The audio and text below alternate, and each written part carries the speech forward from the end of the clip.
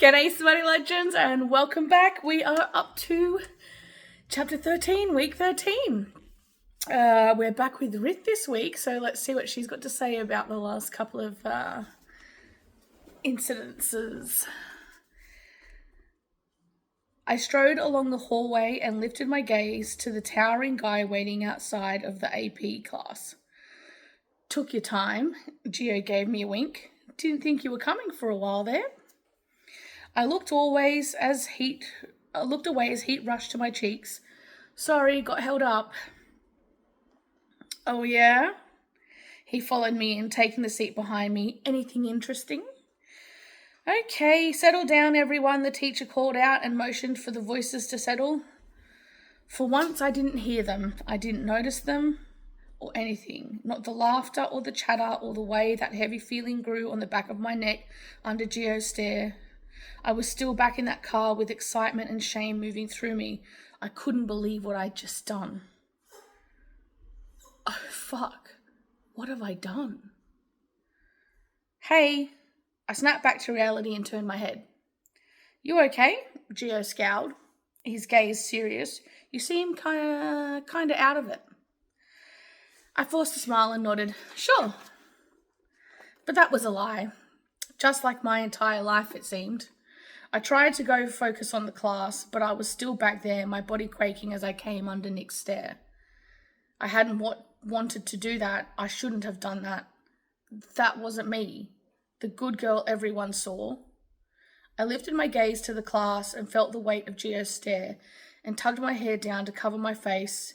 In the wake of desire, fear pushed in. I needed to stop it, whatever this was with Creed's sons. My pulse sped at the thought. It was wrong. My mind was heavy, weighed down by the desperate need to figure this out. Gio met my stare, giving me a confused smile before I turned away. My mum had divorced my dad without me even knowing, and now was marrying a man I barely knew. A man whose sons wanted nothing more than to torment and play with me. I needed to get out. I needed to stop this before whatever this game they were playing got further out of hand. The bell rang before I knew it. Chairs scraped against the floor as other students rushed out. I followed, my heart thundering until the crash. I wanted them. That's why I was so conflicted. I wanted them, and I like what they did to me. A little too much. You want to talk history? Gio asked, his tone low and careful. I pulled my thoughts away from them and glanced at him. Sure. You're not pissed at me or anything, are you? I met his gaze as we walked out of the classroom and along the hall following the herd. No, of course not. Sorry, my mum told me she was divorcing my dad last night. One brow lifted in surprise. One brow. Both brows. Wow, that's heavy. I nodded. Yeah. No wonder you're distracted. I thought it was me for a moment. Thought those Banks assholes had sent something about us standing together yesterday. No, my mind was trapped by the D word. They don't even know. Oh, he flinched and glanced my way. I just figured... Figured what? That you'd do whatever those assholes told you. Open your legs. Show me. Nick's demands rose in my head. I need to make sure my little sister is satisfied. No, I answered. Not everything. Good, because I was hoping you'd still want to go to Hannah's party this weekend. I stepped around a group of others and thought about it. It'd be a way to break away from this hold they had over me, a way to make some friends. I glanced towards Gio, maybe even more than friends. Gio caught me looking and a spark brightened in his gaze as he motioned to the classroom up ahead. What? Nothing, I muttered. You checking me out, Ryth? I flinched. No?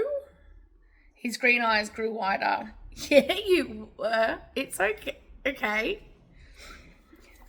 His stutter grew worse when he was embarrassed. Maybe I was checking him out. Maybe I was a little desperate to get away from Creed and his sons. I stepped into the classroom, only this time Gio sat beside me.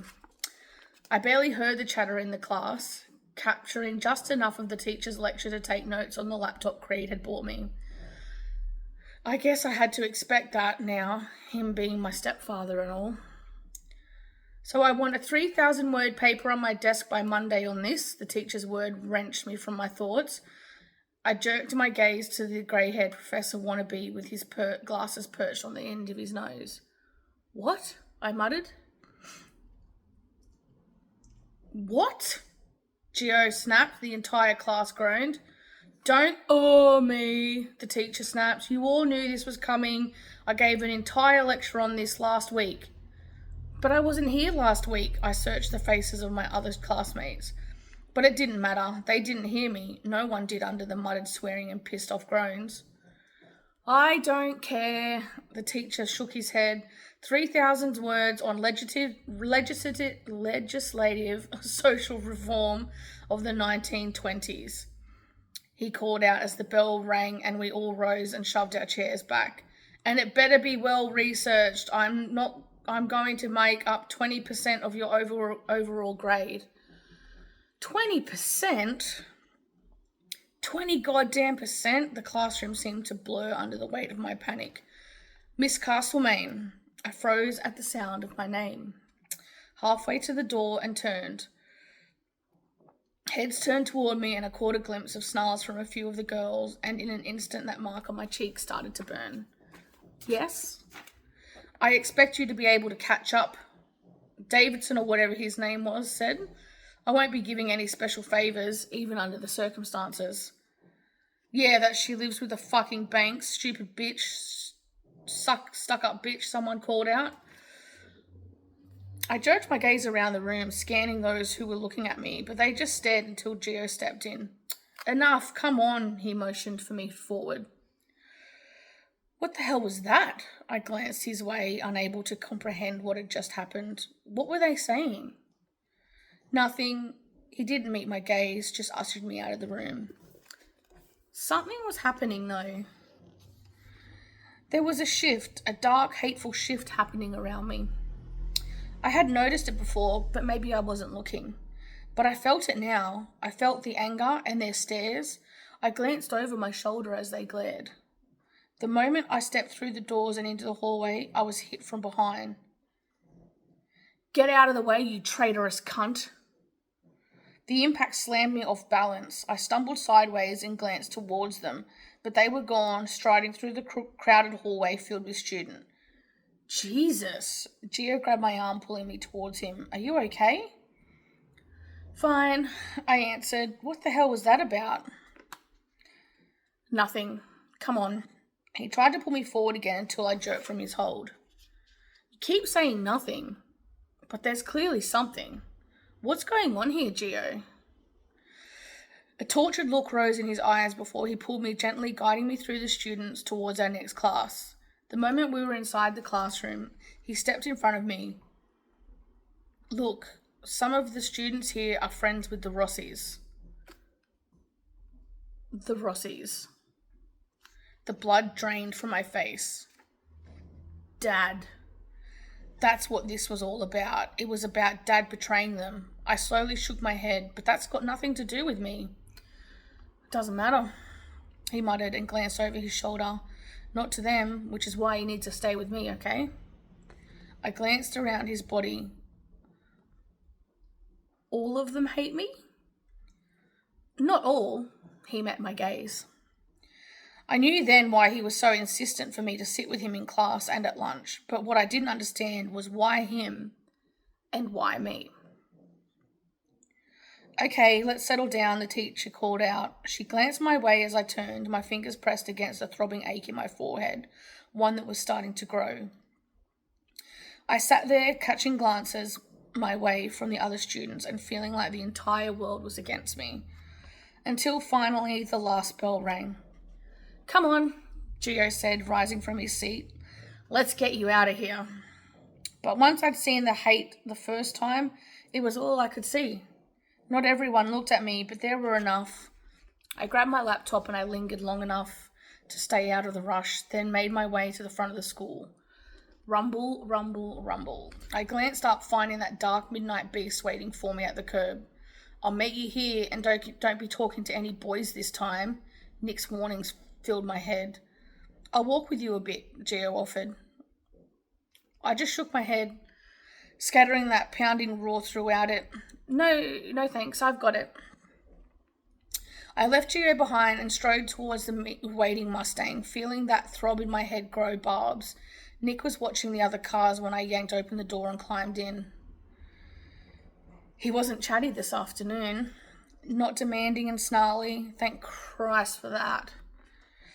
He shoved the car into gear before I had a chance to grab the seatbelt.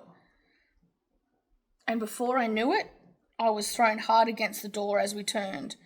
Agony roared through my head as I slammed into the door, then clawed for the seatbelt and snapped it closed. I waited for the snarl, waited for the demands and the degradation. I waited for him.